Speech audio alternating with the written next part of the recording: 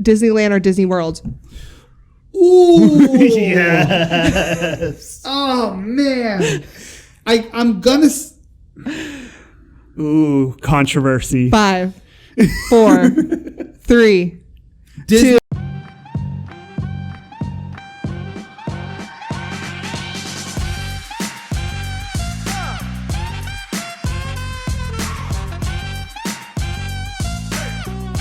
Welcome to the Love and Comedy Podcast, where two stand-up comedians talk pursuing love while pursuing a career in stand-up comedy. Twist! What's the twist? Your hosts are married To each other. What? Yeah. I'm one of your hosts, Aurora Singh. And I'm your other host, Drew Schaefer.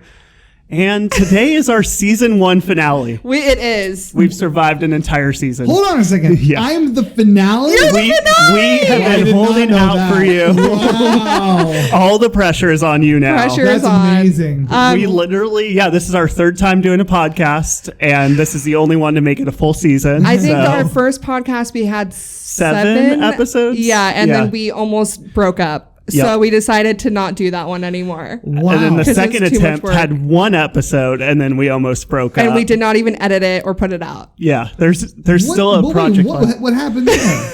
Long story short, the first one, HPV Hilarious Podcast Volumes, had no plan of action, no theme, no method. We were just like in the free range podcast. We were just in my mom's garage, just talking random things. It was like a radio show. I was actually podcast. inspired by the Wake Up Call, and I was like, well, they just like talk and have fun, so we can do it too. And it didn't work. Yeah, no. And then the second one, we just argued right away. Right away, different vision. If it makes you feel better, that's like 99% of podcasts out there. Good. And this one just worked out for us. Yeah. So, and then today we have our very special guest who I said was going to be here last week, but I made a little whoopsie daisy on the scheduling.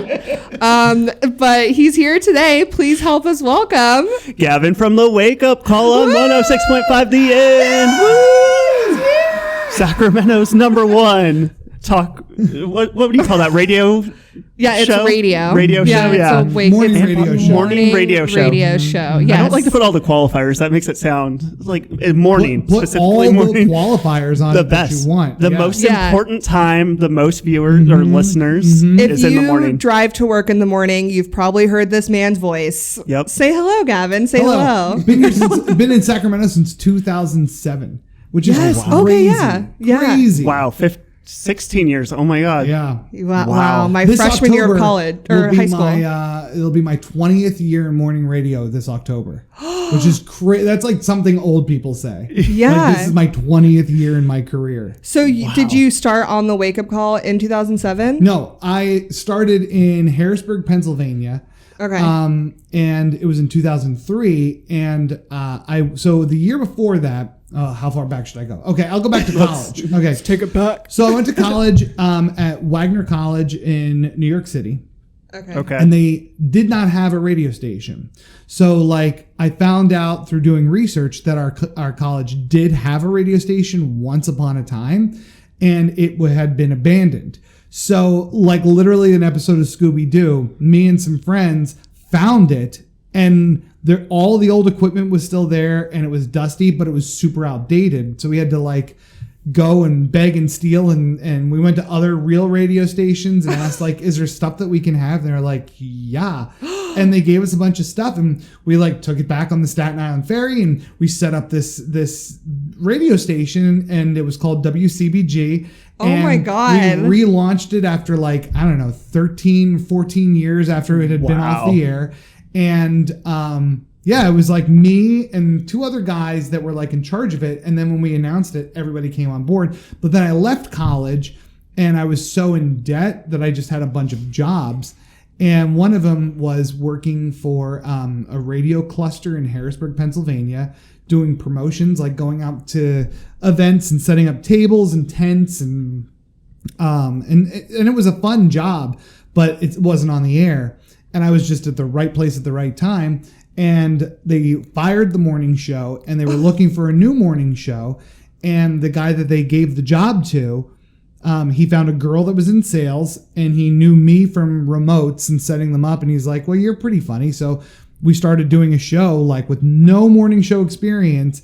And I did that, and then we got hired to come out here in 2007, and both of them are no longer, part of my life anymore. Are they still on radio? No, neither of them are. Oh, okay. No. The guy is. Okay. But he's like Voldemort. We don't talk about him. Oh. Okay. So you came out here and you were like, all right, this is what I love to do. So you started the Wake Up Call. Yep. And we got Katie involved, and the show just grew and grew from there. Oh my gosh, your guys' chemistry is so It's good. weird, isn't it? It's so good. I know. It's just perfect. My co-host Katie used to be in sales, and I knew that Katie and I, even when she was in sales, had a connection. When she was taking me to meet one of her clients one day, and I looked down in her car, and she had the David Cross Double Live album, Shut Up, You Fucking Baby. Yes. And I was like, nobody knows this album. I don't know who that is. David Cross? Yeah. Should I know who that is? Stand-up you comedian. should, yeah. Okay. He was Arrested Development, the guy. Development. The okay. bald guy. Yeah. Okay, Tobias. Fumke. But he was on Mr. Show with Bob and David, with Bob Odenkirk and David Cross. Anyway, he's a genius. So funny. But I saw that she had the actual album sitting in her car, and I was like, what? And then we just started quoting it. And ever since then, it was like, we are probably going to do great things together. You're like, we're going to be best friends. Yeah, this probably. is happening. It was like that. Yeah. That's so cool. That's what I dreamt about. I did radio sales for 3 months, and I was I know all the DJs. Veteran. Yeah, Yeah, that's like as long as it was literally how long it took me to alienate every business owner I had met in 5 years in Reno. So that's a tough gig. That's a tough gig. And especially for Drew, because Drew's like he's not like a pushy quiet salesperson. So it's like not a shyster. No, I'm quiet and friendly, but I knew all the DJs, all the personalities. So I always, you guys were great. I was in Reno, so they had their own version of the Wake Up Call. Oh, okay. But it was different. I love how you like kind of MacGyvered your career. You just kind of like it almost sounds like you had like a calling for it. Like you were just kind of like, I'm bored and this is available, so I might as well just put it together. I say that all the time to people, like if we meet like high school kids or college students, and they ask the question like, well, how did you find your career? It's like, my career found me. Like there's truth in that saying. Like some people from when they were a little kid, they knew exactly what they wanted to be, and they charted a course and they stayed the course, and that's exactly where they ended up. Awesome. That's great. I have found that wasn't me, and it's not a lot of people that know what they want to be. Like, I know people who are in their 30s and still don't know what they want to be. Hello. Hey, how's it going? My name's Aurora. But there's no right answer, and there's no color by number. It's just you let yourself be guided by whatever. You know what I mean? Like, just I like when you go back and you think about, or at least when I think about, how did I end up here? There were so many things that seemed so innocuous at the time. Like the only reason why I got that promotions radio gig in Harrisburg, Pennsylvania was because I did a play. And like, I don't even know what, the only reason why I did that play was because I loved the play, but I didn't know anybody in the theater. And it was The Crucible, and I auditioned for it, and I got John Proctor, big deal. Nice. And I killed it, no big deal.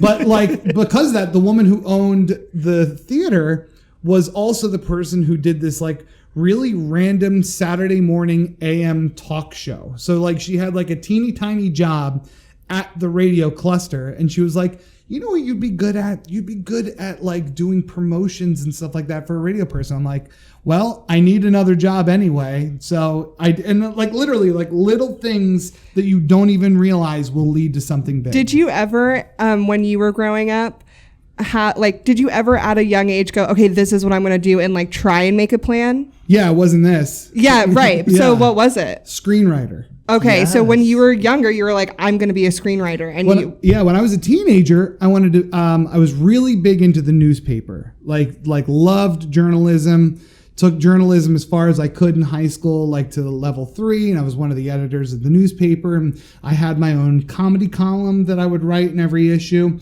And I was like, this feels right. Like I idolized Hunter S. Thompson, and I was like, this is probably what my calling is, to be a writer. And then I went to college and I was like, okay, how can I do that? Because I got a job in the newspaper in college too. How can I do that but make money at it? Because even back in like 2000, journalism was already starting to die then. Yeah. You know, so I was like, okay, so what can I do? And I thought, I'm going to be a screenwriter, and I'll also be a teacher, because then I'd have time to write screenplays, not knowing then that teachers have no free time. Right.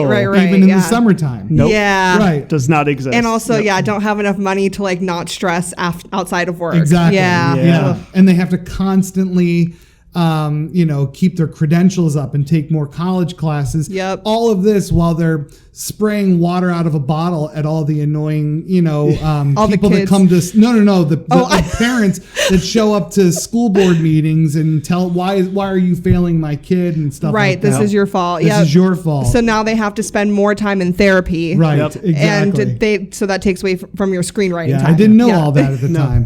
When did you find out? Like, had you taken some education courses, or did you get lucky and find out like, oh, this is what being a teacher is going to be Drew was like also before? a teacher for That's a little what I'm bit. like. Yeah. Oh, Did you really? actually Yeah. get to teach, or did How you far find did out? you get? 2 years. Oh, no, he taught. I You, taught like- for 2 years. Oh yeah, I Well, 2 taught. years is the threshold. Most people quit after 2 years. Yeah, it's insane. And so yeah, I made it 2 years. Did It's you a actually? shitty job. Yeah, It's teaching high terrible. school math. Wow, high school math. Yeah. Wow. That's a I tough one. rapped. I called myself Math Lamore. I like tried to make the kids like me. With that. Yeah. It worked. The kids, I went the like kids liked you. They liked it, but they were like, "Oh, he's like the fun teacher. We're not going to do any work." So why did you quit? It was just they wouldn't work. Oh, like I'd be like, "All right, I did the rap. Now let's do the math behind the rap," because I would like make it Yeah. about the subject, and they'd be like, "Oh, we don't like this," and I'm like, "Just do it." And they'd Yeah. be like, "Nah." And you he- get no support from parents. No support from the And he parents. met a girl that inspired him to move to Reno.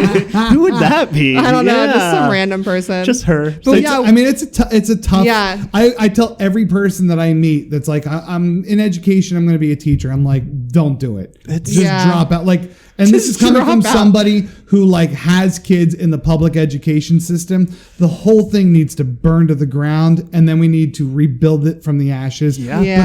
Because like people don't take teachers seriously. They don't. They don't respect them. They don't pay them. And like the college anarchist that still is somewhere deep inside of me wants the whole fucking thing to just collapse so that people realize how valuable it was. Yeah. Yeah. That was one of my background questions that I had for you was, so you have, how many kids do you have? I have 3 kids. So you have 3 kids, and one day they're going to be like 16, 15, 16 years old. Yep.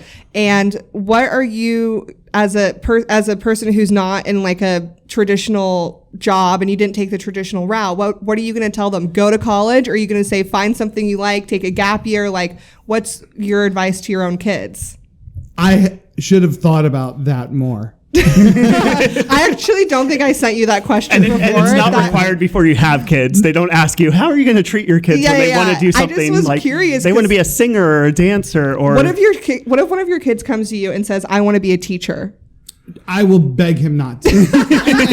and again, I don't know if I said this yet. My wife is a teacher. Like, Oh, okay, that my was one of the questions, My wife too. is a high school English teacher. Oh, no. So like, this isn't coming from like a point of ignorance. Like, it's coming from somebody who is married to somebody who's been in the trenches for almost 20 years. Yeah. It's awful. Like, it's just awful. Yeah. And I would beg them not to do education. Okay. And I would just say, you deserve a career that gives you respect. Ooh. That's what I would say. And unfortunately, education's not that. But unfortunately, entertainment isn't either. Yeah. I mean, there's a few things going on in the industry right now that would definitely back that statement. Yeah. I mean, I think that the future's not rosy, like as far as like almost, I don't know, 3/4 of the professions that can exist in this country. Like AI scares the shit out of me. Yes. And I mean, we're so uneducated on that. who knows how it could replace me. It could replace you. Got what stand-up comedians? It could replace anything. Yeah, I've heard that AI is the new like internet. Like it's like the early 90s and the internet coming around. Everyone's like, what's this internet thing? And Y2K and we're scared. And then AI is going to come around and be that. We're just not ready. We just don't know anything about it, what it's capable of, what it's going to do. It's like another Wild Wild West that's coming up before the other Wild Wild West that we're just starting to learn is like how to regulate it. Yeah, how to regulate it. And then the new one's like, well, I'm a big bad bitch. And we're like, oh no, okay, hold on 1 second. But I mean, to answer your question, if like one of my kids said, I wanted, what should we do? Do I recommend college or not? Because I'm a college dropout. And my wife is somebody who is like a living embodiment of studies.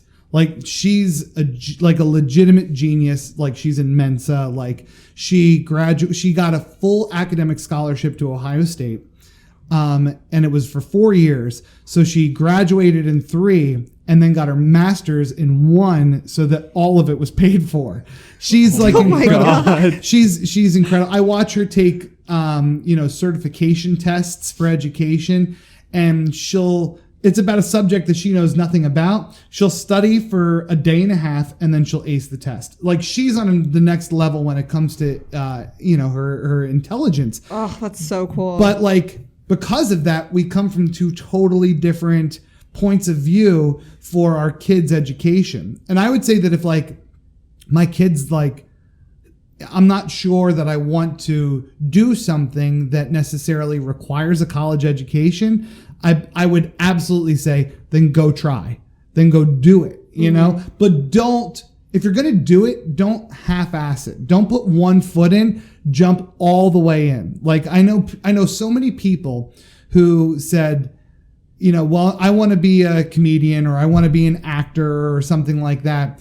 But then they would stay in their hometown or somewhere near their hometown. And it's like, really, how many famous nightclubs even exist in this town? Right. Or like, who's the big casting agent for movies here? Like, you have to go where the business is, and that's a risk, and I would tell my kids, like, if you're going to do that, it is a riskier / somewhat scarier existence, but the payoff is worth it. And even if you fail, you get to take a step back and say, at least I tried. Yeah. As opposed to people who didn't. You tried with everything too. With everything. You didn't just like try. Exactly. You went in and did the work. Or I mean, and I agree too to like leave, where you're at if it's a small town like Harrisburg. Yeah. Actually was even smaller. It was Hershey where they make the chocolate. Yes. And I spent some time in Hershey. It was very small. It's cute though, isn't it? It's so cute and everyone's so nice and they move very slowly. Yes. It's a very slow moving small town. But I mean, it's good to move, but also like what you did is you kind of like found the opportunities in your area and then moved. Well, like you kind of like built, like you kind of found it. Yeah. Kind of. Like I said, that wasn't a plan. Right. So I moved back home just because I couldn't afford to stay in New York. Okay.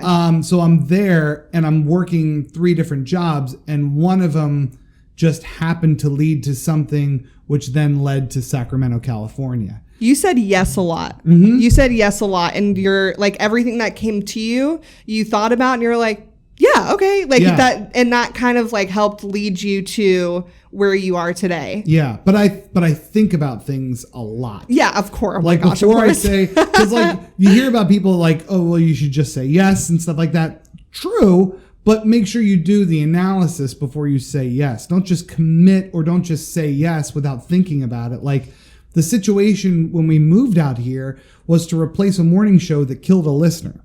So if you remember that. I remember that. And if you're listening to this and you're not from Sacramento, I will share the story because it had nothing to do with Gavin. I replaced that show. I was like, let's double check and make sure before we have him on the podcast. I remember I was in junior high actually. And I remember listening to the competition on the radio with my mom because she was taking me to school. And basically it was a we for we. And they had listeners came in and they had to hold their pee and the person that held their pee the longest won a free wee. Right. And they gave them, I think, a cup of water like every hour. Something like a bottle. And then I think there's lots of things. I don't want to get too into the details because I don't know them to be true, but I think they changed the amount of water halfway through to make it more competitive. Right. They had warnings from healthcare people that were calling the show saying, shut this down. Yep. Anyway, long story short, a poor woman died, a mother. And I think about her all the time. I don't know, anything. I don't know her personally or her family or anything like that. But when I take stock of my life, which is always good to do, just take a step back and say okay, what do I have to be thankful for? I'm not that I'm thankful that she's not around, but I give her thanks because I do think that my kids wouldn't have what they have. I wouldn't have what I have. We wouldn't be here in Sacramento if that unfortunate thing happened. Yeah. I think about that a lot. I also just think about that because I was so young and I remember listening to it and being like, somebody died from holding their pee. Because I don't know anything about anatomy. Yeah. But I just know that I was listening to a radio show and now that radio show doesn't exist. Yep. So we replaced that show. Yeah. And so the decision to come out here, even though it was more money, it was is that radio station going to make it through this controversy? Yeah. So how did you make the decision to say yes? Well, at the time I was working for a radio station and a general manager that were pretty terrible. They were paying us almost nothing. And we were the number one morning show in Harrisburg. And we were making them tons of money, but because they got us, as far as they are concerned, they were lucky to have the jobs that we have. And they didn't see it any other way. So you don't deserve more than $19,000 a year because... What? Yeah. Oof. You don't deserve to make more than that because 3 years ago, you were just a promotions part-timer. Why should we pay you more? And sadly, there are still people in the industry who think like that, So, it was way more money, and I think that was the opportunity was too great to turn down. The idea was, well, let's go out to Sacramento, let's make a name for ourselves, and then at the end of our 3-year contract, we'll use it to maybe get to Philly, which was a top 10 market. And we fell in love with Sacramento. I still love Sacramento. This city's awesome. Were you already married when this was happening? No, we got married in 2010. But you were together? Mm-hmm. She moved with me. Yeah. Okay, cool. That's yeah. Because I was gonna say, so you guys had been dating how long at that point when you decided let's move across the country? She moved in with me. She moved from Ohio after she graduated. She moved in with me in 2005. Yeah, so we were together officially for 2 years, and she had no ring on her finger. She was already teaching, but she was no, I feel like I should trust where this is going. So she also had to take some risks and say yes, because someone who's studying to be an educator, it's now you have to go to different districts in a different state, take different testing, lose your retirement. But she only had 2 years in at the time. So it was if it was 10 years in, it would have been probably a much different story. Wow. That's so cool. And she was like, no, this is your dream. This is what you're good at. This is your career. Let's do it. Was it your dream at that point? Or was it just a money move? It wasn't. I don't think it's ever been my dream. I still don't think it's my dream. I just think it's something that is a calling more than a dream, because there are so many times in doing the show, over the course, especially in the last 3 or 4 years, where serious shit happens in this country, and I hate not being able to have the kind of show where I can openly talk about how I feel about that. Mm-hmm. It really, really wears me down because I'm socially conscious. I care about people. I hate seeing minorities get denigrated and stuff like that. I hate the direction that the country has gone in, but that's not why people come to our show. Right. People come to our show to laugh and to forget about all that shit. Yeah. So and you guys do that. Exactly. It is that kind of show. Everyone in Sacramento knows about the Wake Up Call. I feel like if I bring it up, people are like, oh yeah, Wake Up Call. We love that show.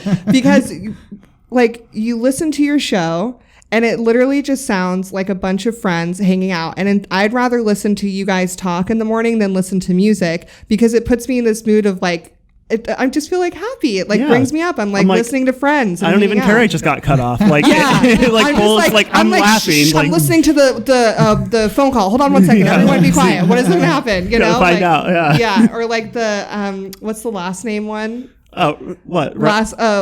Married name upgrade. What is it? Married name upgrade downgrade. Yeah, that one. My friend called into that. She was so excited. She texted me. She's like, I got on the show. And I was like, so what'd they funny. say? If you're listening and you don't know what that is, it's a bit that we do. So radio's a lot of stealing and borrowing of other people's stuff. Well, married name upgrade downgrade is like a wake up call exclusive. Yes. Like we came up with that, and now there's like other morning shows that are throwing shade a little bit, attempting it. Ooh. But like it's where listeners call up, mostly women, and they tell us their maiden name and they tell us their married name, and then we decide which one is better. But like the problem that a lot of other morning shows have, not to toot our own horn too much, Toot it away. Toot. they don't have the chemistry that Katie and I have, and they don't have the improv skills that we have and crowd work that we are pretty good at, so that, you know, when they get these callers on, it's kind of boring and dry because it's them just saying, but like if they tell us their maiden name, we cast a whole life on that name. And then we hear the married one and we're like, here's what that reminds me of. And then we have a whole discussion about, well, what would that person have been like? And what was this person like? And I think it's really fun. Well, I think that's why listeners like it, because they feel like now they're part of a conversation. They're like I said, listening to your radio show feels like you're listening to friends talk. Yeah. And so when people call in for things like that, now they feel like they're part of that conversation. Yeah. And they can have an opinion about it too. Yeah. Because you get to work around it. And then me as a listener sitting in the car, I'm like, oh, I agree. That is a downgrade. Or like, I disagree. Like, that's an upgrade from this, you know, like now we're all having a conversation without even talking to each other. Totally. And that's why it's so good. That's awesome that you guys created that. Yeah. That's so cool. Who That's thought of that? Proprietary. Yeah. Who thought of it? I don't remember. I think it was me.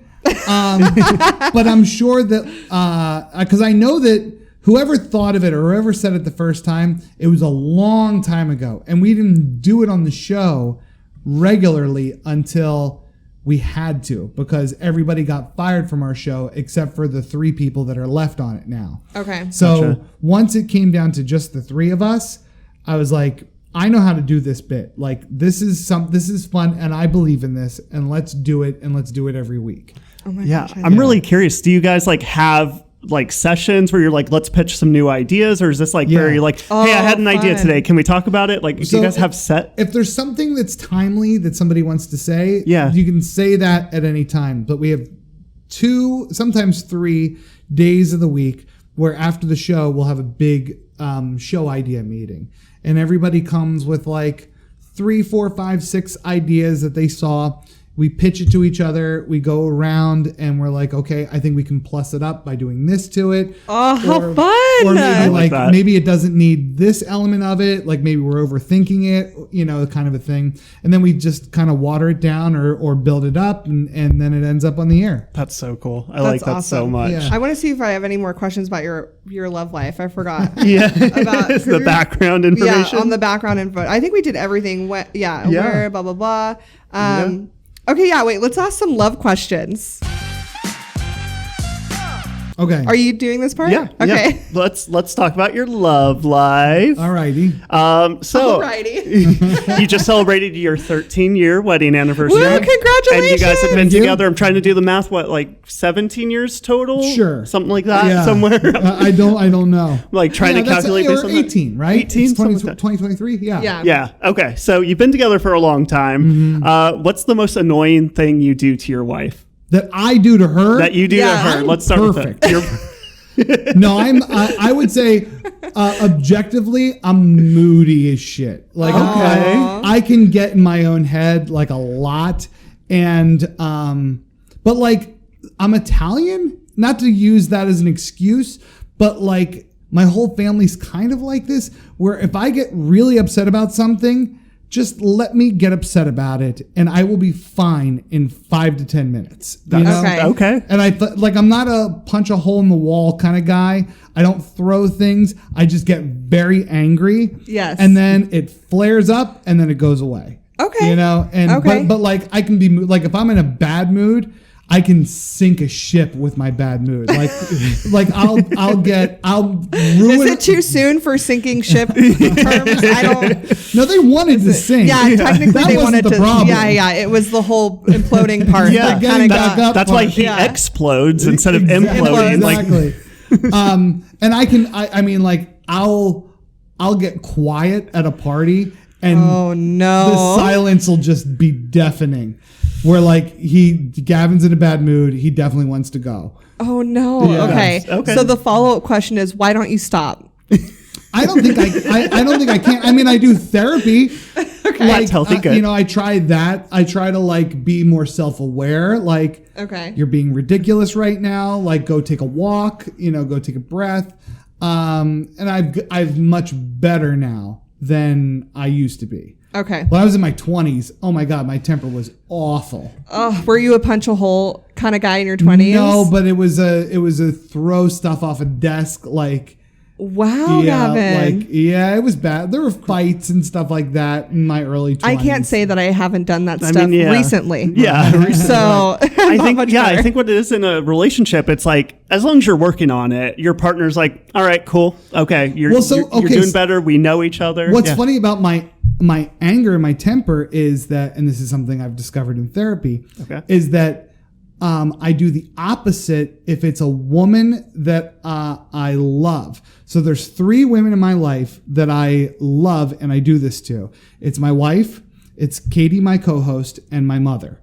And if they're doing something that upsets me, I say nothing and I bottle it in and I let it fester. And because it's the whole go along to get along kind of a thing. Yep. But I'm trying to get better about that too. And I like voice my opinion a lot more, you know, and stuff like that. And I try to be okay with like, well, I just don't want to do this. And it's like, okay, well, I do. I'm going to go and you can stay here and not do it. communicate. Exactly. Yeah. That's what you're learning in therapy. That's what we're learning in That's what therapy we're too. learning in Do you go therapy to too, couples therapy or is it just individual? It's just individual. Does she also go to therapy? She does not. Okay. Yeah. I mean, she's in Mensa. She's I know. I smart was like, enough. She doesn't need. She's she'd like probably outsmart the therapist. They'll start therapizing the therapist. The therapist is like, wait, what's happening? That's so funny. Also, so you said your wife's a teacher and you're obviously in radio, and I'm sure you do a lot of promo events, a lot of different remotes and stuff like that. How do you guys That's balance? how we met. Oh, that's right. Yeah, we met at a promo event for them. Yeah, at it Orange was. Theory. Yeah, Orange Theory. Great. Okay, sorry, interrupt. Go Yeah. ahead. They don't sponsor us, but we love them. They should. They should. Yeah. Morgan, They should. if you're listening. Morgan, manager, you're in charge. We'd love to partner up. So how do you and your wife balance your busy schedules, romance, and family time? Well, we don't balance the romance. Okay. Like that's between like our jobs and the kids. That is definitely something that has suffered. And that's really hard sometimes, you know, to like find time. Like at the end of the day, we're just so exhausted that like most of the time one of us falls asleep in our bed by ourselves, you know, because the other one has fallen asleep in bed with a kid. So that is what it is. And I wish we prioritized that a little bit more between us, but as far as everything else goes, like the balance is hard, like especially because there are times where, first of all, having 3 kids is difficult. It's way harder than having 2 kids because you're outnumbered. And everybody warned us. I didn't even think about that. Everybody warned us about that. And we were like, we got this. And we do not have that. Okay. But there are times though where like I have to go away, like for, you know, a broadcast somewhere else, and she gets stuck at home with the kids. And I know that like it creates jealousy. Like my job is cool and fun. And like there are times where, sorry, I have to go away for 4 days. We're broadcasting from Hawaii, you know? And she just hears that and she's like, okay, you get to go to Hawaii for 4 days. And like, and I used to like let her jealousy and anger kind of like affect me, and I'm getting better at not letting it affect me. But you know, because I get it, I would be mad too. But then at the same time, though, it's like, I mean, you chose your career, and I do this. You know, I don't. Do you guys talk about it, like, or is it just kind of like one of those unspoken thing that's like, this is my job, and I'm upset, and well, this is what it is? Or we don't have conscious discussions about it. Okay, but it's just kind of known. Yeah, you guys both just know that. Like, where this is like a stuck point is what we got told. Like, it's just what it is. Like, it's never going to really change. It's just sort of how it is. So how do you handle that when you're gone? Does she get like extra help? Do you guys hire someone? So thank God, like my parents moved out from Pennsylvania out to Sacramento. Her parents moved out from Ohio. My brother and his husband moved out from Maryland. And my sister-in-law and her husband moved up from Arizona. Oh my God, everyone's in Sacramento? Everybody moved to Sacramento. How'd you manage that? I don't know. Did you just pitch us as the best city to live in?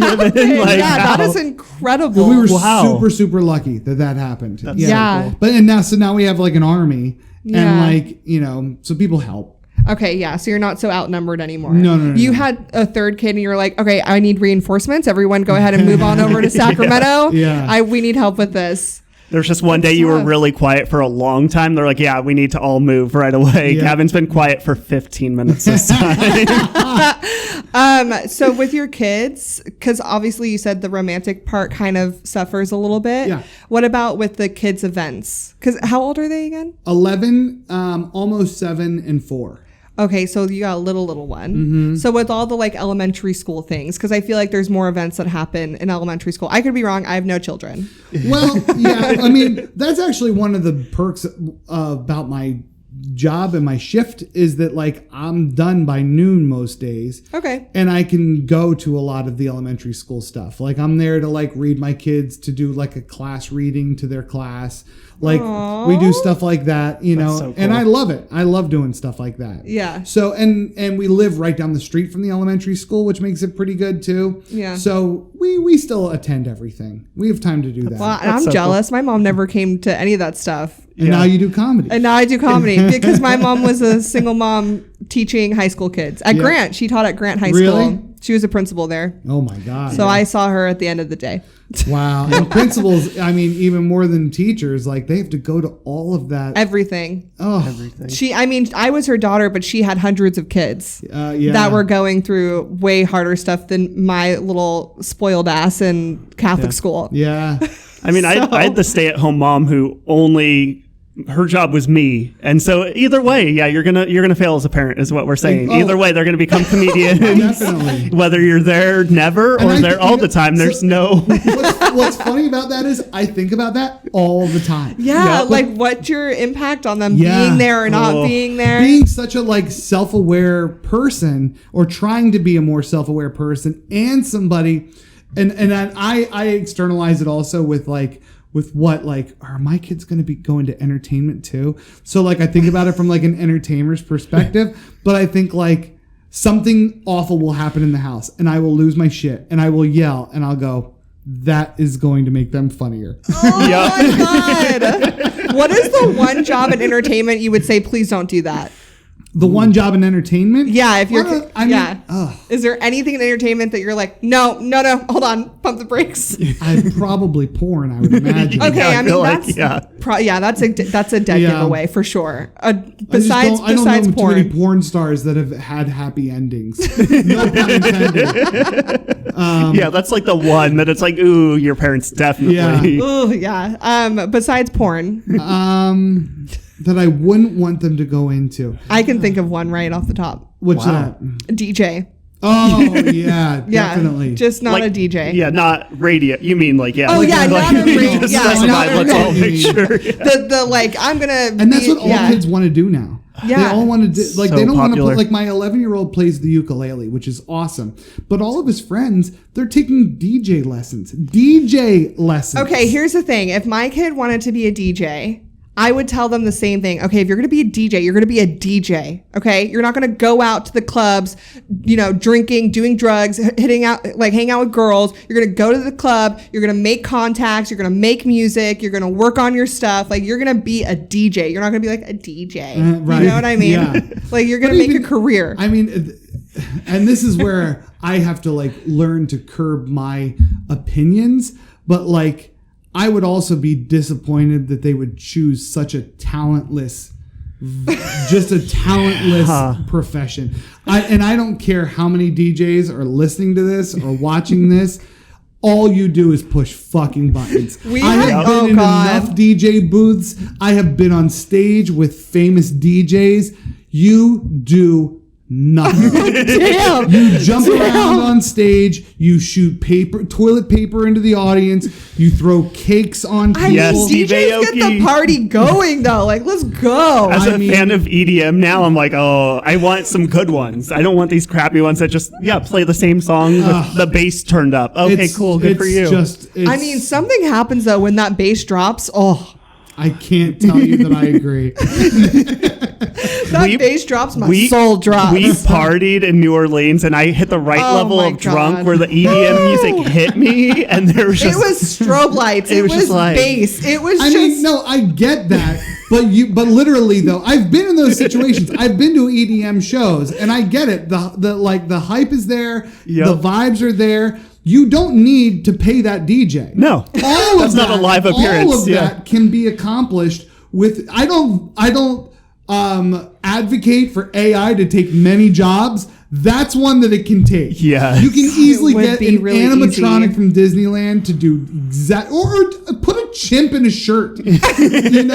Something high energy, just jumping around and doing silly things. Because like I've literally stood on the stage and I'm watching them when they are doing like this.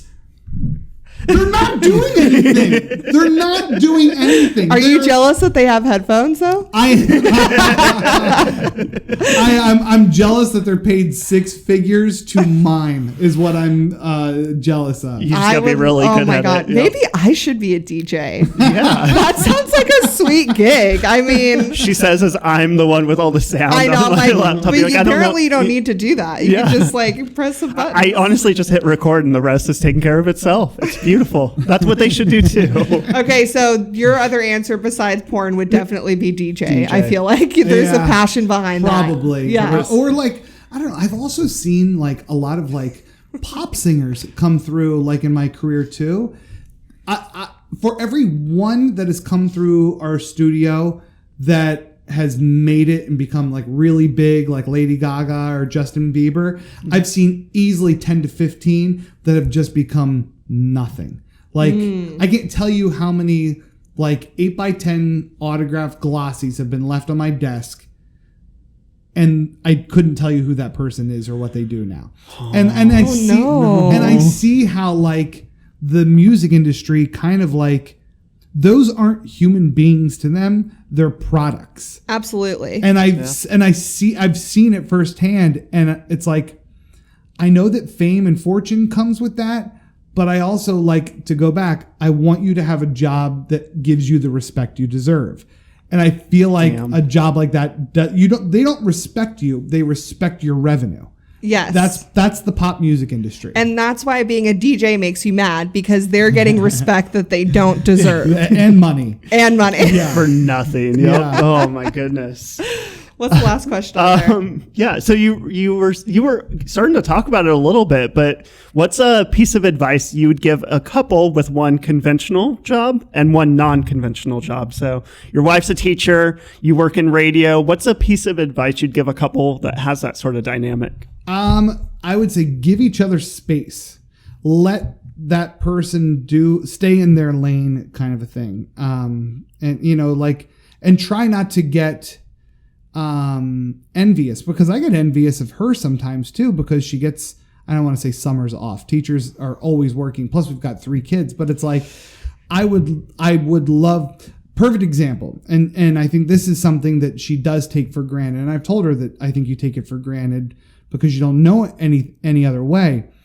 But having the job security of being a teacher is so nice. Whereas I am in an industry where I could get fired like that. There is no job security. Yeah. And if you're in, the entertainment world, in any, you are only as valuable as you are in that exact moment. It's so true. And she doesn't have to negotiate contracts. She doesn't have to worry about retirement. She doesn't have to worry about whether or not she's going to have a job next year. But so like when I say like don't be jealous of each other, try to contain your jealousy of each other. Okay. That completely learn makes how sense, to deal with it. Yeah. Like there's tools, like it's okay to be jealous, but learn how to communicate that and also check yourself a little bit. Right. Why are you feeling that way? Is this valid? Should I move this attention to somewhere else? Maybe I should stay in my lane and just support my partner. Yeah. Okay. That's great advice. That's great advice. Yeah. Look at us go. Look at that. He didn't even need to go to couples therapy to learn that. No, that sounds like couples therapy, doesn't it? Like that was refreshing. Okay, it's time for comedy, everybody. Woo, finally. Comedy/radio section. Okay. Yeah. Gavin. Yes. How did your short-lived comedy career go? Not great. I think that should start with fun fact. Gavin, you tried stand-up comedy. Yes. When I was in college in New York City, I tried to do everything but go to college classes. Of course. Okay, same. And it's one of the reasons why I dropped out. And I tried doing stand-up comedy because a lot of my friends were doing stand-up comedy. And I was like, yeah, I can do stand-up comedy.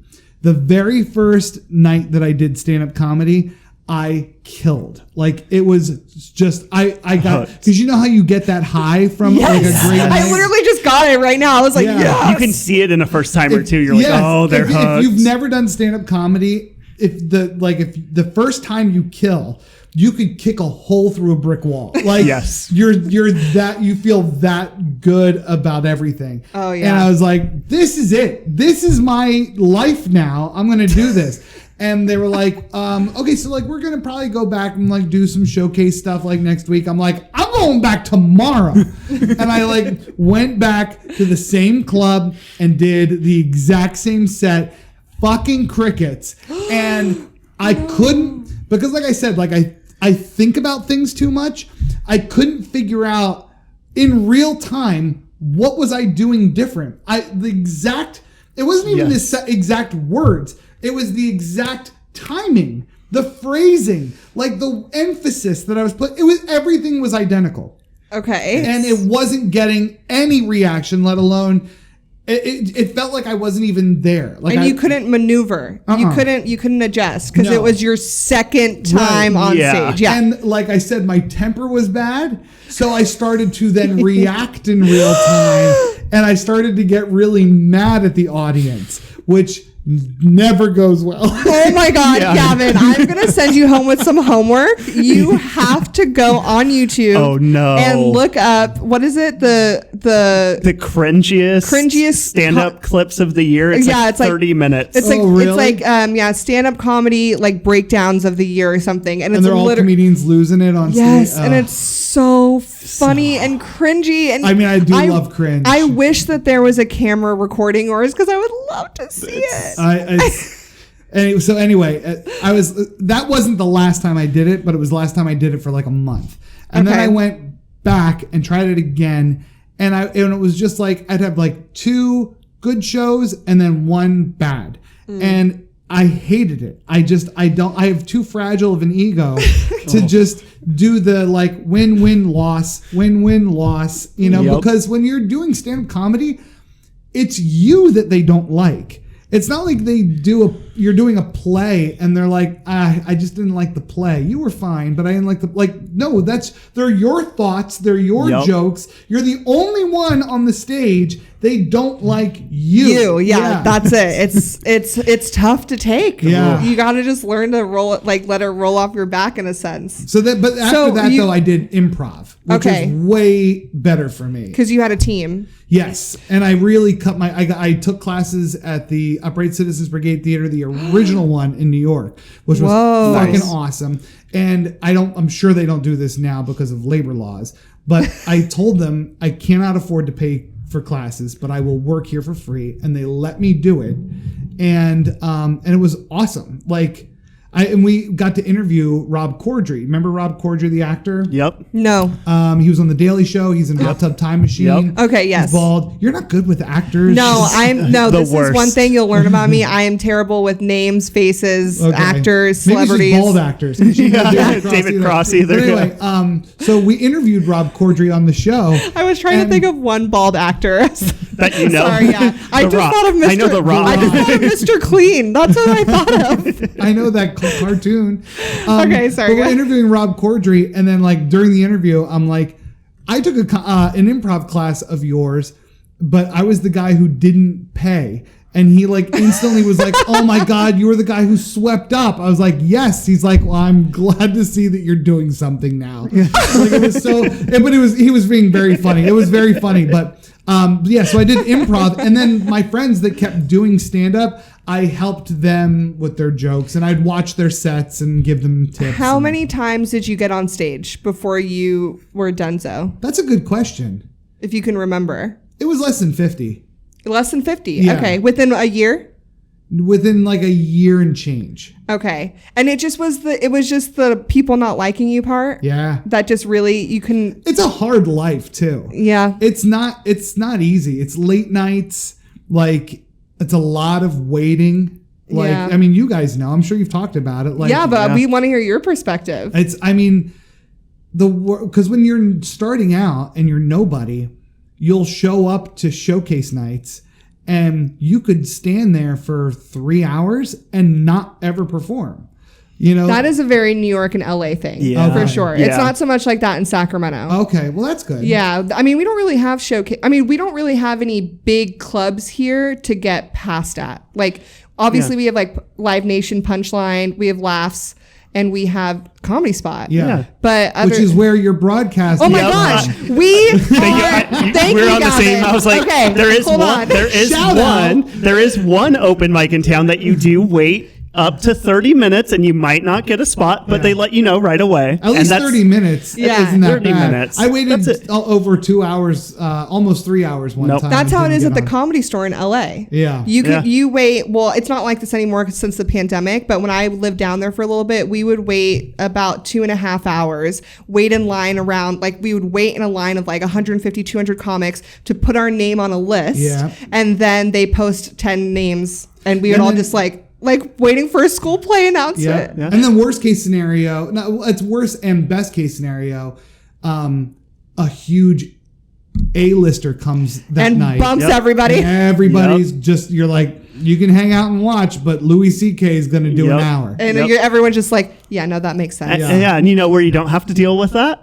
At the Sacramento Comedy Spot. Yeah. Which we are recording alive from the Sacramento Comedy Spot. Come check them out. Thank you so much for supporting our podcast, Sacramento Comedy Spot, and check them out they have all kinds of shows, sketch, drag, improv, stand-up comedy, podcasting, Classes. game shows, classes. What kind of classes? They do stand-up, improv, writing, short films, everything. This place is great. It's yeah. awesome. great, yeah. So come check them out, and they're also a nonprofit. So, right? I don't think I knew they that. are. Yeah. Wow, that's It's awesome. nonprofit, Yeah, yeah, good for them. nonprofit, Yeah. whatever, 501c or whatever. So, 5013C. yeah, there we Yeah, go. and See? they have a lot of big things coming up. So please come support them because they support the arts, and everyone is welcomed. Yeah, they're celebrating their 18th birthday Wow. Yeah. next week. They are becoming an adult comedy club And this they're month. the best people, so come on through. But yes, Comedy Spot you do have a little bit of a wait, but it's not that bad. And then you can come in and hang out. And usually, if you bring someone and you tell them that you brought someone, you get to go up. So it's just nicer here. That's the thing. Starting in a Yeah, smaller yeah. market. We started in Reno. I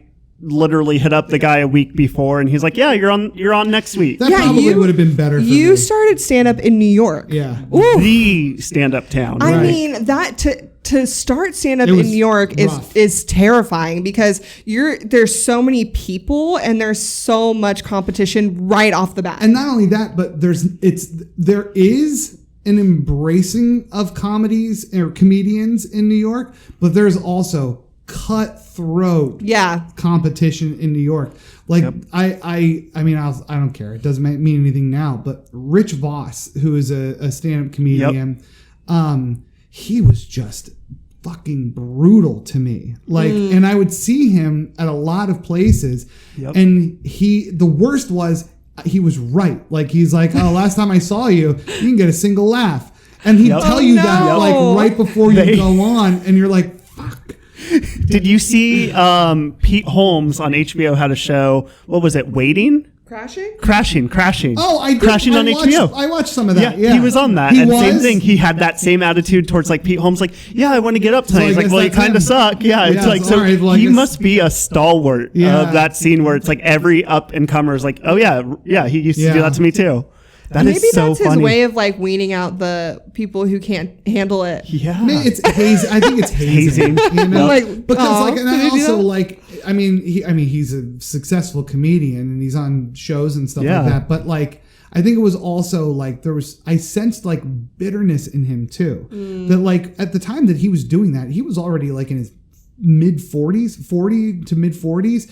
I was 20, and like he was doing the same showcase nights that I was, and it's like. And people knew Rich Voss. They were showing up to see him. But at the same time, though, it was like, it just seemed like he was also kind of mad that people like me could be on a show night with him. Which, I mean, now I get it. He held himself too high and maybe forgot where he came from. Or maybe he was just ball or busting. I don't know. Or maybe he was. I think that sounds like an East Coast thing, right? Like, is that like, time. Versus us, California fake nice, where we're all, I mean, I feel like you're more fake nice than me. I'm real nice. What are you saying? Fake nice? No, you're real nice. Drew is small town nice. It's so small annoying. Town nice, I've had to train Drew to get out of his small town mindset. And like walk away from conversations where I'm just like, oh yeah, he's like, what's your name, Nancy? Oh, hey, Tammy. He'll just like stand, if people are talking, he'll just stand and be like, hi, excuse me. I'm like, no, go in there and tell them what you want. I'm like, let's do this. Look, I don't want to interrupt. They're talking about her cookie recipe. I'm sure that's like, really engaging. Nobody wants your recipe, bitch. All right, so the next question. What is the next question we have on here? Oh, okay. If you had to do a regular job. And not do radio. What would it be? Oh my God. What did you go to college for? I double major in English and film. Oh, okay. So, because you were thinking I'm going to go teacher and screenwriter. Yes, but now as a full-grown adult man. I think... Honestly, it would just be in something reliable where like at this point, like if I were to lose my job and I couldn't do anything in entertainment or radio, I would want something where I could just keep my head down, do my job, get paid, and then just relax. The state. Yeah, I'd get a state job. That's what I would do. 100%. And I would just have to be satisfied being like the funniest guy in data analysis. Isn't it wild to think? I mean, you're married to a teacher.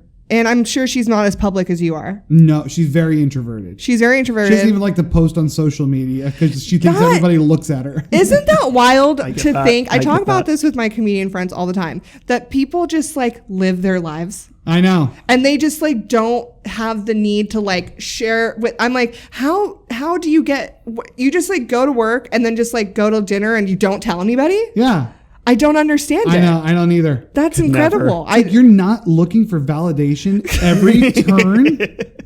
You're just content? From strangers? You don't want all strangers to know that you're doing okay? Yeah. I don't get it. I think that's the wildest thing. So yeah, I mean, state job, it would make sense. I feel like I could do a job though, like in social media, digital marketing probably.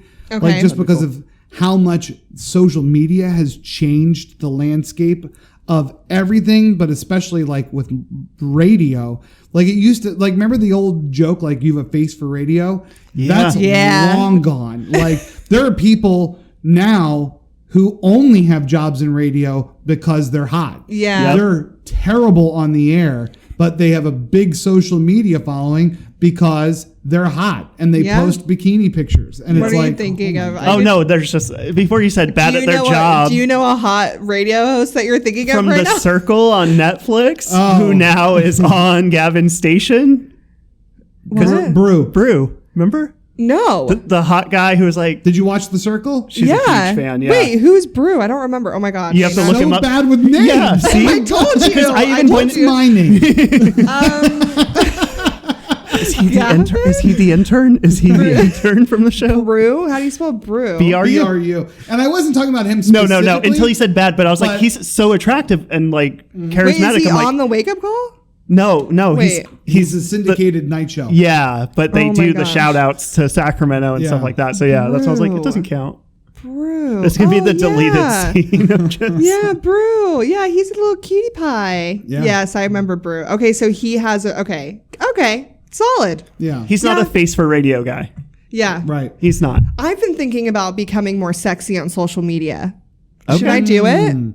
Like more like more skin. More skin, more like just be more just like sex sells, you know, Yeah. and just be like a hot baddie. Not a bad idea. Yeah, just like get Lingerie picture, and then the caption is like, "What's your favorite breakfast cereal?" yeah, Just something to generate like, comments. Yeah, just to or do something more divisive and definitive, like say pancakes are the only good breakfast. Why not? If you're going to do that approach, go full frontal and just do MAGA 2024 and see what people say.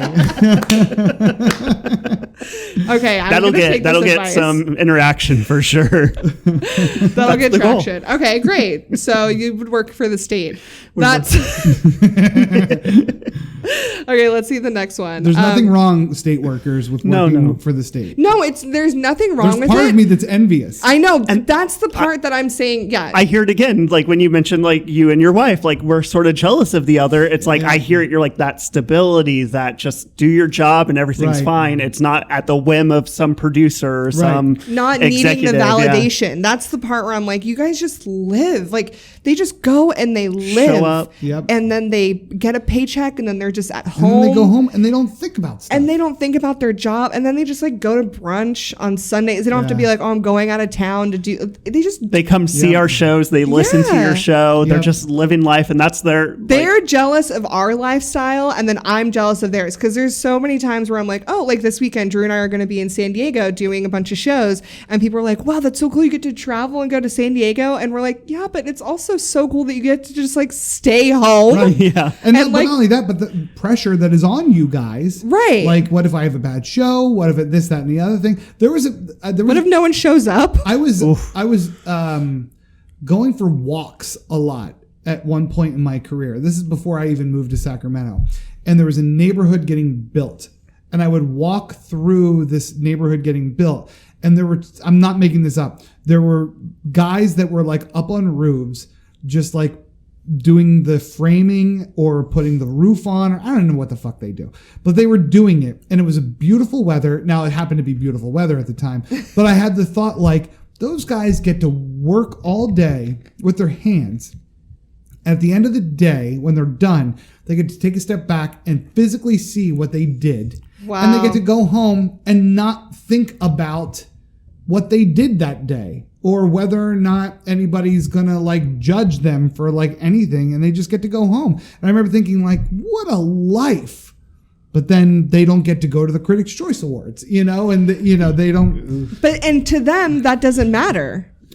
That to some of them. Yeah. I mean, I think it's a good perspective to say, like to say this, because those people maybe don't see the full beauty in what they do. Yeah. But we see it. Like we sit back Yeah. and we're like, wow, you get to listen to music too and just like chill out. Where like it's kind of like busy work, and then you're done, and you got to work out. You worked out all day. Yeah. And your body looks good too. And you got a tan. Wow, you look amazing. And then they see us going to awards and traveling and all that, and they're like, wow, that'd be so nice. But it just shows you the grass is always greener. It's always. And you got greener. to see what's right in front of you. Yep. I do think they have it better. You do. Wow. I don't even know how to. I honestly, like, if you put a gun to my head and say, "What's the right answer?" I don't know. I know. Yeah. I'm going back. I think humans can make the most of whatever situation they're in. Right. And we're always going to want something different, but wherever you're at, you're probably doing the right thing. I think it's to go back to that, like, just take inventory of what you have. Yeah. And be Yeah. thankful for what you have. You know. Yeah. Oh, Oh my God, we're having such insightful realizations on this episode. The last question I have is a fun one. Okay. What is a wild interaction you've had with a fan or fans since being on the Wake Up Call? Like, honestly, how many titties have you signed? None. Oh, Because man. that's not our audience. I know. You know, like back in the day, like rock stations, like that was a rock station thing. Like, if you were on a big rock radio station show, it was synonymous with like being with the band or something like that. We've always catered to women, and we've always tried to be like pleasant. So like we don't attract that kind of element. I mean, the only thing I can think of that I think is wild is when we leave Sacramento and we get recognized. Like, I think that's cool. That's crazy. That is really cool. Because every time I go to Disneyland, somebody recognizes me from the show. Now, most of the time they're from Sacramento, but there have been times where I've been flying back east and I'm at a random airport somewhere in God knows where Midwest, and somebody's like, "Oh my God, it's Gavin from the Wake Up Call," and I'm like, "Holy cow, what?" That's incredible. Do you think they recognize you because, like, if you're going back east, maybe because you're from a smaller town, the people like know, they're like, "Oh, he's representing us"? No, I think they're people, or they're just fans from of the show. Sacramento that are also traveling. But it gives me, again, inventory of what to be thankful for. How many people are actually listening here that I don't know? Because we get ratings, but the ratings are never a true representation of how you're doing. Okay. You know, like like at the beginning of the podcast, you said like everybody that you know knows the show. Like if that was true, and if that was like an actual perceptual that was accurate, we'd be number one by like a huge landslide. But that's not how ratings work. So like we get the ratings, and like sometimes you can be like, oh, you know, like after being here since 2007, like I thought we'd be higher than this. Okay. During certain months, you know, or something like that. But then we get recognized in Denver, and it's like, oh, I mean, I think a lot more people are listening than what the ratings say. Yeah, where do the ratings come from? Is it people coming? Is it people like responding and rating? Because I feel no, you have to be selected. I can't talk about it too much. Okay, yeah, you don't have to tell us. You have to be selected to be part of the process. Okay, well, I'm going to tell you right now, Gavin. Everyone I know knows who you are. Great. You and Katie are, and Kevin. They all, everyone. I'm like Gavin from the Wake Up Call. Gavin, the Wake Up Call. Katie, everyone's like, yeah. Like everybody knows. Who you are. My mom is like not involved in anything. Like she does not know. Like you think I'm bad with celebrity names? My mom is terrible. She knows who you guys are. Oh, that's great. So, I mean, that should be above all of your ratings. Tell them thank you very much. Of course I will. Okay, last question. This is the last question. So stand-up comedy is a very individual sport. Mm-hmm. You know, write your own material and then you perform it and then it fails and then you cry and then you try again. Mm-hmm. But in your industry, you are working with other people. So how is that? Like you kind of mentioned it before where you can get a little upset and then there's all these ideas being thrown in meetings. How do you balance all of those different personalities and inputs? It can be real hard. Yeah. Especially when you're dealing with a whole team of creative people, because creative people are sensitive and they also, they need to feel valued. Mm-hmm. And they also have egos. And I think when you're dealing with creative people, you need to always operate with those three things in mind. And all three of us on the show have that. And I think that after being together for so long, we've finally figured out how to communicate with each other, talk in the ways that person needs to be talked to. And that only comes with time. Yeah. That's hard. But I think for me specifically, doing improv really helped because that's team, you know, and that's team where you have to put a lot of trust into people. And do they have that background? No, not officially, but they're all good at it. Okay. Like after doing morning radio, good morning radio is improv. where like it's kind of like a Christopher Guest movie, like Curb Your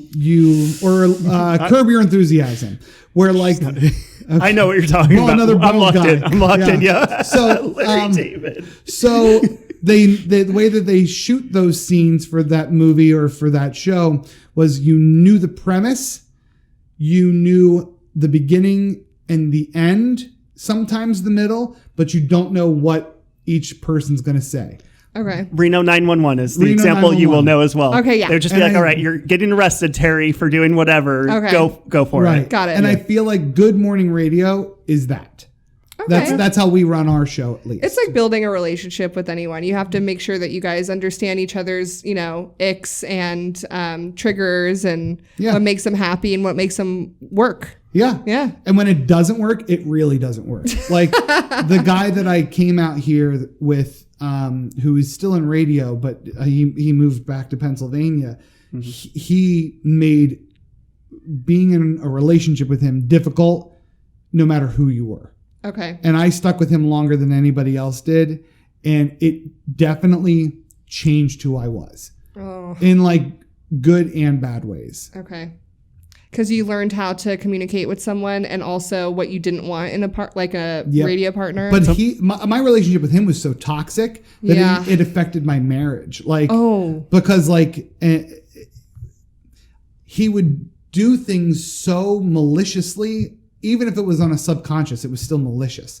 Mm-hmm. And my wife would then do something that was even somewhat similar to something, and it would trigger me, and I would overreact because I was so mad at him. But it's a really weird thing to have your career and your livelihood tied to somebody else. Where you know what I mean? Looking at Drew like if this went big, this podcast, it's like, and you need that person to show up and give 100%, just like you. And if you don't, they need to be able to call you out for it without you losing your shit. It's a team. Yeah, it's a team. And if the other person's just thinking of themselves or just not caring, then it brings the whole team down. It sounds like every relationship, whether romantic or business or platonic, sort of has that same like guiding philosophy, like communicate, work together. You gotta work together. Yeah. Yeah. Do you want to do this part? Well, you do yours, I'll do mine. See, this is something where we, as creatives, she was like, no, rapid fire is just this or this. I was like, oh, I don't like that. I like more like a, like, so we're gonna I want to get a little bit deeper. Yeah. Okay. Rapid fire questions. Okay. Are we ready? So every answer is just going to be quick and one word. Okay. I feel like I'm on a game show. It kind of is like that. Are these all the questions that you sent me? I sent you everything. Yeah. Okay. Cats or dogs? Cats. Pizza or tacos? Pizza. That's bad. That was the wrong answer. Sweet or savory? Savory. Pulling into or backing into a parking spot? Backing into. Absolutely Safer. correct. Yes. Yeah, it is. absolute correct answer. Gap year or straight to college? Gap year. Morning person or night owl? Morning person. We were hoping that you would say night owl. It would be a scandal. I naturally wake up at like 6 and that's sleeping in. Oh, gross. Oh. And last one for me is Disneyland or Disney World? Ooh. Yes. Oh, man. I'm gonna... Ooh, controversy. 5, 4, 3, Disneyland. I know. That was hard. You're from the East Coast, too. They're two totally different experiences. Oh, my And God. both are awesome. Both are great. I know that people who grew up in California, who grew up with Disneyland, they go to Disney World and they're like, this is bullshit. Like, they're like, it's humid. The weather sucks. There's too much to do. I can't walk anywhere. I gotta take buses everywhere. But like if you grew up on the East Coast, and then you come to Disneyland, your reaction is, oh, like what a cute little park. But you like it. Yeah, well, because I've lived out here long enough that I like that I can handle it in one day. I can Even with kids, like when we go down, we go for 2 or 3 days and that's it. You can get out of there. Disney World, 1 week, not even close to enough time. Oh my God. It's like going to another country. Oh, yeah. You have to be there for at least like 8-9 days. Yeah. To get the full Damn. Yeah. Okay. I've never been to Disney World, but I knew that would. Yep. I knew you're a Disney guy. Strong opinion on that. We were ready. I'll bet you won't like it. I won't like Disney World. I don't think so. I mean, it sounds overwhelming and So tiring. many Californians that I've been like, okay, you're gonna love it, and then they go and they're like, it was too much. They come back like shell shocked. They're like, well, now I feel like I have to go. I Okay. feel like we also have to ask Brian, who runs the I comedy know. spot. He is also a big Disney fan, so it's like I want to hear He is a his Disney perspective. adult you for gotta sure. plan. You gotta plan with a capital P for Disney World. Okay. All right. All right. Okay. Your turn. Go. All right. So mine are going to be a little bit longer form questions. Okay. But it's quick still- answer Still quick. Still Yeah. one answer. All right. One Yeah. word if you can. What's something popular you don't think is worth all the hype? Well, DJs. Yeah. What's a weird food that you like? Weird food that I like. Weird food. Yeah, something strange not everybody eats. Or a weird snack combo or something. Yeah. I mean, I put sriracha on literally everything, including like vanilla ice cream. It's really good. Okay, that's weird. That's Gavin. weird. Yeah, like he's like I don't think also it's like weird. peanut I butter don't and know. pickle sandwiches. I've heard of Those that. I haven't are tried it good. yet. Really good. Yeah, tried those it. are. I've had that. I've done the peanut butter and Sriracha mayonnaise. on ice cream. I love that Vanilla. you're like Only vanilla. Vanilla. Okay. I love that Okay. he's like I don't know. Maybe just Yeah. sriracha on vanilla ice cream, but like that's probably not that Not weird. that weird. That's very weird. That's going to be the clip. We're going to have people I hate vote. when you do this. That's everybody vote right now in the. Drew always goes, "This is the clip. This is the clip" in the middle of the episode. It's so funny. Okay. Okay, guilty pleasure song. Guilty pleasure song. Yeah. Guilty Cotton Eye Joe. Oh, okay. Love No, it. no. Have you seen the trend that's on TikTok right now with that No, is song? Cotton Eye Joe coming back? It's a trend on TikTok where haven't seen you line up a bunch of empty beer cans and you go da da da da Cotton Eye Joe da, da, and then they step on each can right next to each other. Like to the beat. Yeah, you To the stomp beat. the No, I've cans seen to that. the Da, beat. da, da, yep. I've only seen fail videos where the people step on one and then like Doesn't stumble. work. Yeah, it doesn't work. Cotton Eye Joe. Every school dance I went to, that's the small town Yeah. I'm from. They played it. That song slaps still. It's pretty good. Yes. What celebrity do you most want to meet? That I most want to meet. Yeah. Not one that I've already met. Yeah, not Right, one you because haven't he's met. already met a bunch. So many. Yeah. Who haven't you met yet? That I want to meet. Yeah. I would love to meet the band Goldfinger Okay. and the lead singer of Goldfinger, John Feldman. He's that's one of my favorite punk bands, and I've never met them. I would love to meet them. I don't know who She they doesn't know. I was like, Tony He Hawk's has Pro hair. Skater is how I He know. does? Yeah. Okay, maybe I'll He has check them hair, out. yeah. I just Maybe know, I'll yeah, check 'em Tony out. Hawk's Pro Skater is where I know them from. They had like 2 or 3 songs on that soundtrack. So they're a rock band? They're a punk band. A punk band. But they've been around since I was like 15. Okay, and Yeah. they're still out making music? They're making albums more now than they have in the last like 15 years. Okay. yeah. Yeah, all these old punks like there's a bug. In We here. got I a know. bug in here. No one can see the bug, so they just think we're just like It's like that episode of Breaking Bad with the fly. We're just like, ugh. Yeah. Okay, cool. Well, you got to Goldfinger. get them on your show. I don't think that'll happen. All right. And the last one. What's your most watched movie? What's your go-to? The Big Lebowski. Okay. Never seen it. What? Who's bald in that one? Let's Is that true? That's true. I've never seen It it. is the funniest comedy of all time. Of all time. It's my Yep. number That is one. a big statement. It's my number one favorite comedy of all time. Okay. That's- I'll yeah. check it I can out. quote the entire movie. I have That's a the band one. to check out and a movie to check out now.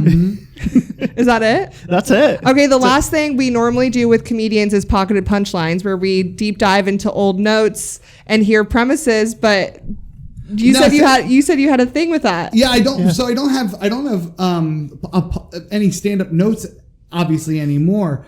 But what I do now is I get an idea for something on the show, and I'm like, oh, Okay. Yes. okay. And then I'll get my phone and I'll go into my calendar, and it's like, okay, I'm gonna bring this up. Okay, and then I'll set it down. And then the problem is I never give myself enough information. So, and the joke is with my co-hosts, like there are so many times where we'll just be sitting in the studio and my phone will go off and I'll go, and I'll like look at the thing and I'm like, guys, does red choo-choo mean anything to anybody? And they're like, no, Gavin, you did not talk about that. Or like something that's just like, tell Kevin about his hair.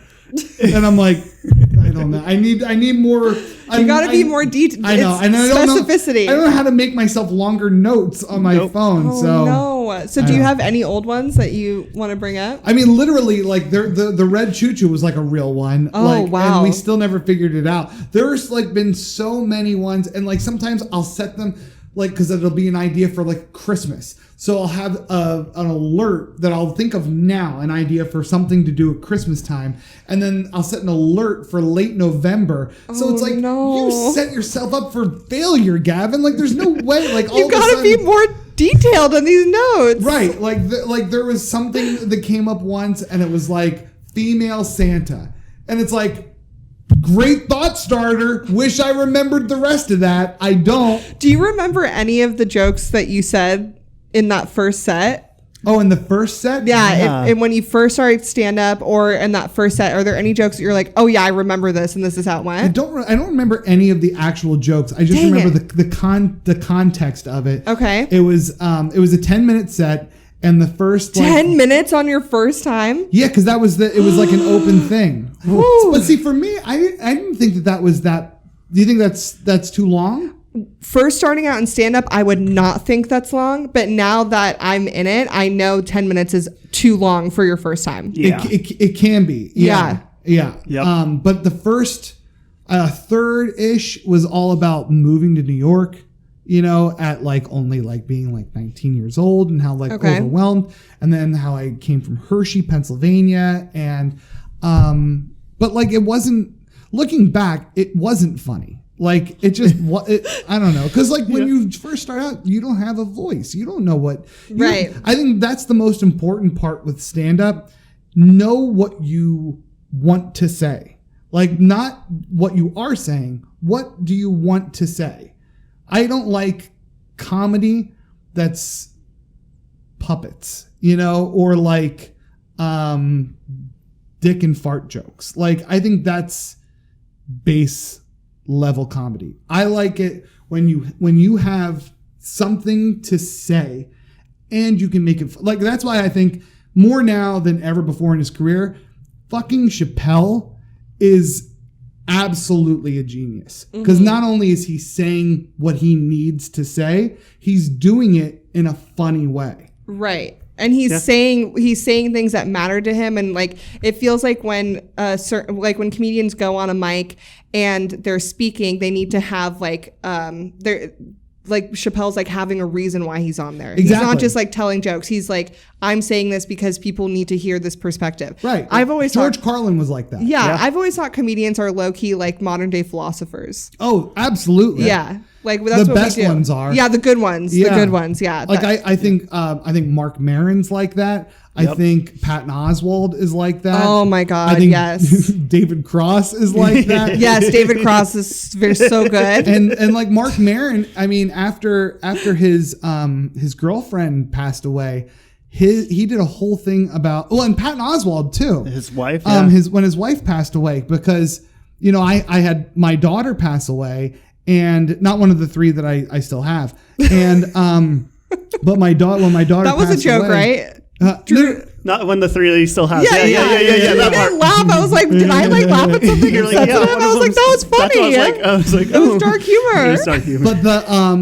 But like hearing them take something that tragic and make it funny, I think is next level genius. Yeah. And that is what I'm here for. Mark Maron in his last stand-up special had a whole thing about grief, and Patton Oswalt told his long-form stories. Yep. Told the story about what he did with his daughter after her mother died on Mother's Day. Yep. And made me cry. Yep. And it made me laugh so hard because it was so relatable. Yeah. You know? The Patton Oswalt Annihilation special on Yep. Netflix. There's another comedian that Greatest. I can't remember who like did that years ago, and it was I think a black comedian and on a YouTube special that like did it years and years and years ago. Talk about grief.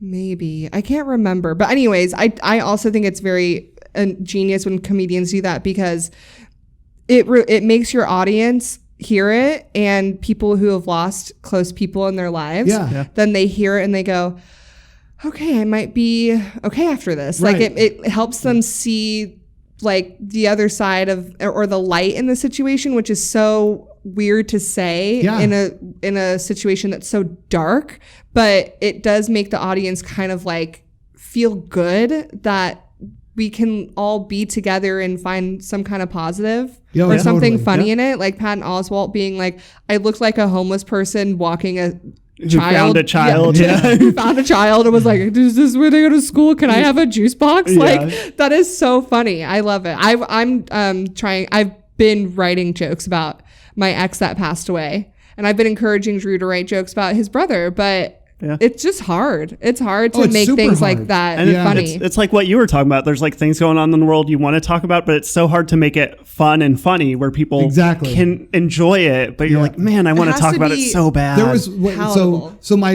for anybody who doesn't know, my daughter's name was Phoebe, and she passed away. She was stillborn at 41 weeks. We lost her at 41 weeks, so a week past her due date. She was fine on her due date, and then we lost her. So when I went back on the air, I took like 3 months off.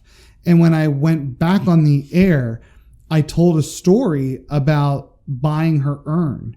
And what was funny about the story was after I bought and obviously like I'm making this purchase online, I'm crying my eyes out while I'm buying my baby daughter's urn. And then when it was done, there was a how do we do survey afterward, and all the questions that were there, and for every single one of the questions, it wasn't just a select.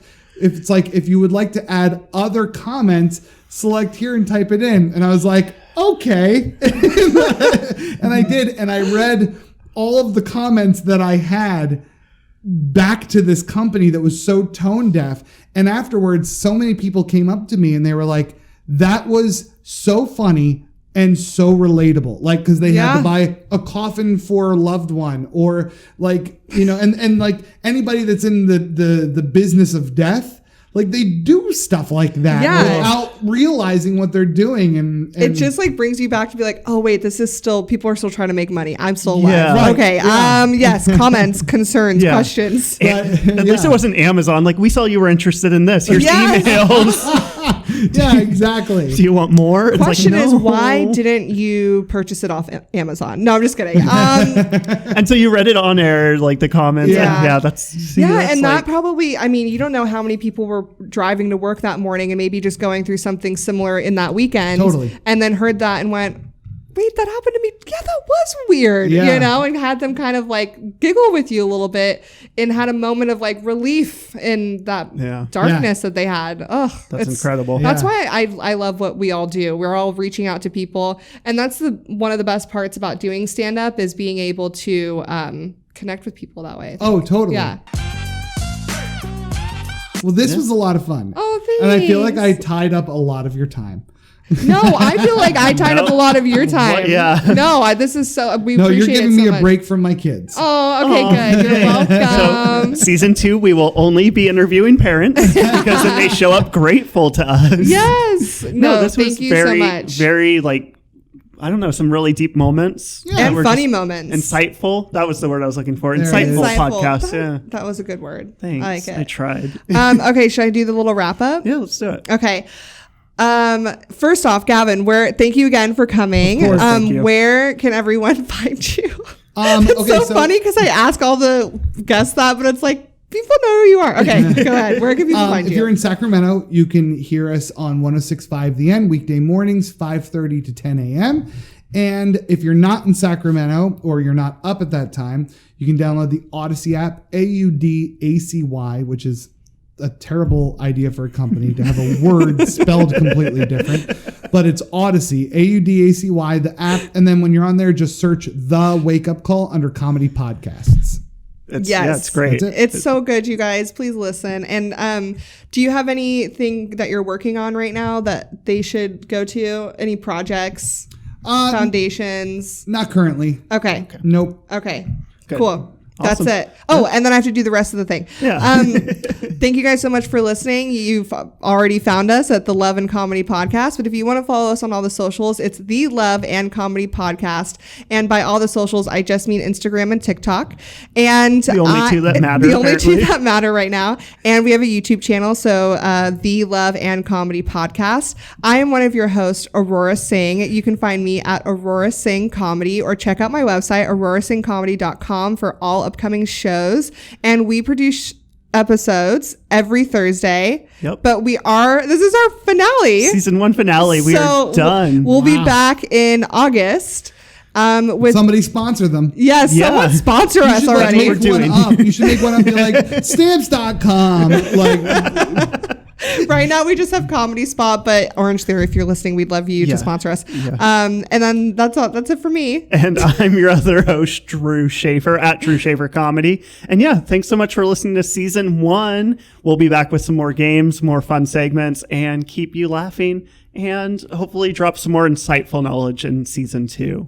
And make sure you message us with any questions that you want us to answer on the podcast. Thank you to everyone who has sent us questions for season 1. We have not been able to answer all of them because there's been too many, and we're so appreciative. Oh, that's great. Yeah. So we'll definitely get to them in season 2, but keep them coming. Thank you so much. Love you. Comedy you. Bye.